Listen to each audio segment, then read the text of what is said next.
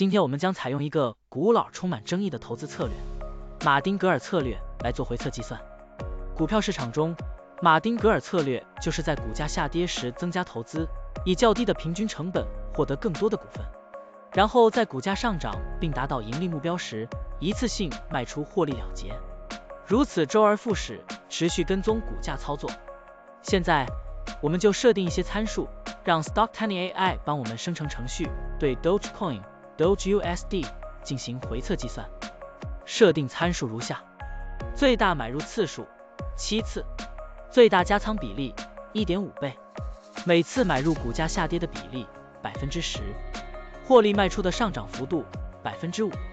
运行时间从2023年1月1日到2024年5月2日。交易手续费设定为 0.10%。好了，按照上面的设定，程序运行的结果是累计交易73次，期末持仓价值117773.02元，盈利 17.77%。相比持仓不动，多盈利负 70.35%。可以看到，橙色的持仓价值曲线比股价曲线更平缓。我们换一组参数，再尝试一下。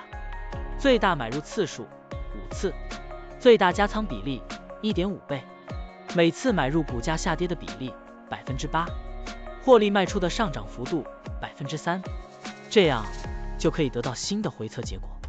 累计交易102次，期末持仓价值136914.17元，盈利 36.91%。相比持仓不动，多盈利负 51.20%。股票的波动特性不一样，盈利效果就不同。参数设定不同，盈利效果也会不同。怎样找到最优的组合呢？请评论区留言，让 Stocktiny AI 来帮助你。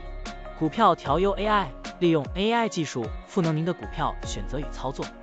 本站内容不构成对任何人的投资建议，您应当基于自己的独立判断做出决策。